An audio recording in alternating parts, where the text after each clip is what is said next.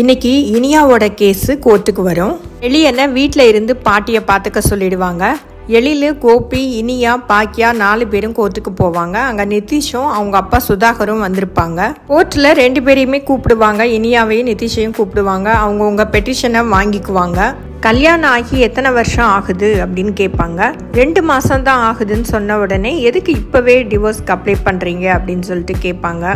இல்லை, கண்டிப்பாக டிவோர்ஸ் வேணும் அப்படின்னு சொன்னது 2 பேரோட பெட்டிஷனையும் வாங்கிக்குவாங்க. இனியா கொடுத்த அந்த பெட்டிஷனையும் நிதிஷ் கொடுத்த ரிப்ளையும் சேர்த்து வாங்கிக்குவாங்க. அடுத்த மாதம் 15ஆம் தேதி ஆஜராயிடுங்க அப்படின்னு சொல்லி முடிச்சிடுவாங்க.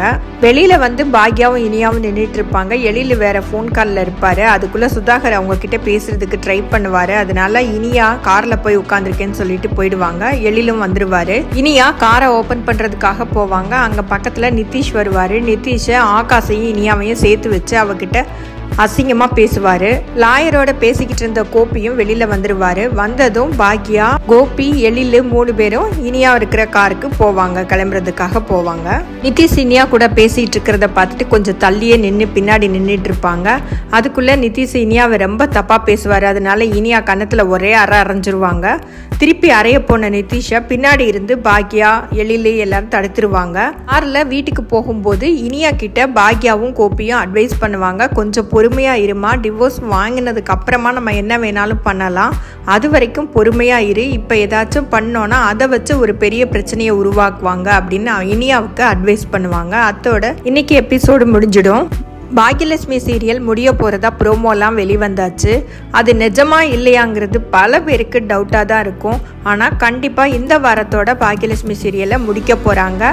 இதை பாக்யலட்சுமியா இதில் நடிச்சிருக்கிற சுசித்ரா அவங்களோட இன்ஸ்டாகிராம் பதிவில் அவங்களே சொல்லியிருக்காங்க. 2020 ஆரம்பிச்ச 5 வருஷமா அந்த சீரியலை எப்படி தான் இப்படி இழுத்துட்டு வந்தாரோ அந்த டைரக்டருக்கு ஒரு பெரிய கும்பிடு தான் போடணுங்க. சில வாரங்கள் போர் அடிக்கும், பல வாரங்கள் ரொம்பவே இன்ட்ரெஸ்டிங்கா இருக்கும். ஆனா ஒரே ஒரு வருத்தம் என்னன்னா, ராதிகாவை அப்படியே விட்டுட்டாங்க. ராதிகாவுக்கும் மையுக்கும் ஏதாச்சும் ஒரு முடிவு இருந்ததுன்னா இன்னும் நல்லா இருந்திருக்கும். பழனிசாமி இடையிலே வந்தாரு, இடையிலே காணாம போயிட்டாரு. வார்டு கவுன்சிலரோட அந்த இடமும் அப்படியே நிக்குது. அது எதுக்காக கொண்டு வந்தாங்க அப்படிங்கிற ரீசனே இல்லாம சும்மா ஒரு கேரக்டர் உள்ள நுழைச்சு கொண்டு வந்துட்டு கொஞ்ச நாள் காட்டிட்டு அப்படியே விட்டுட்டாங்க.